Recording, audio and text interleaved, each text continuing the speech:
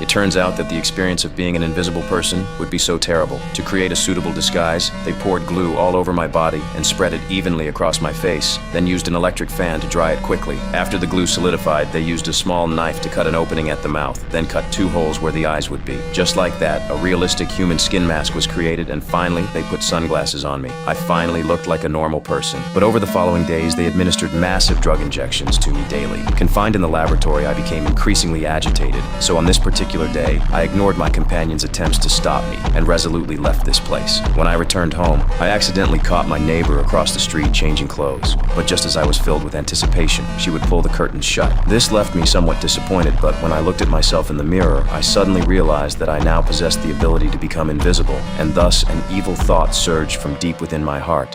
Who's gonna know? So as she was showering, I quietly rang the doorbell. To my surprise, she didn't open the door but instead peeked through the peephole. Seeing no one outside, she turned to leave. So I buzzed the doorbell 3 times, which finally irritated her. As soon as she opened the door, I slipped inside quietly. Before she realized what had happened, I pushed her onto the bed.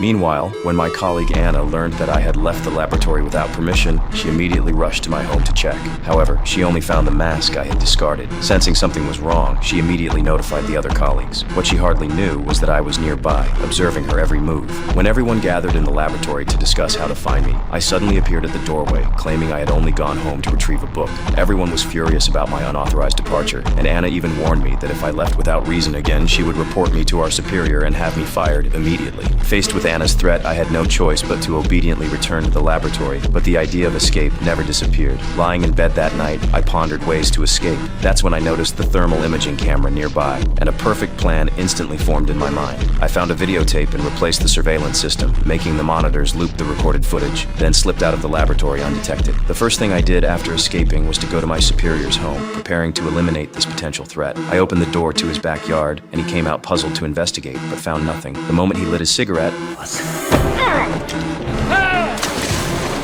I ended my superior's life. The next step was to settle accounts with the team members because only they knew my true identity. When they tried to escape via elevator, they discovered the access code had been changed. I told them through the intercom that our superior was dead and now no one would leave alive. Relying on their numerical advantage, the group rushed toward the broadcast room, searching everywhere with thermal imaging equipment, and indeed discovered a human figure. Just as they prepared to subdue the target with tranquilizer guns, what appeared from the cabinet was the corpse of a colleague who had been left behind earlier. She had already been murdered. Everyone fell into panic, not knowing what my next move would be.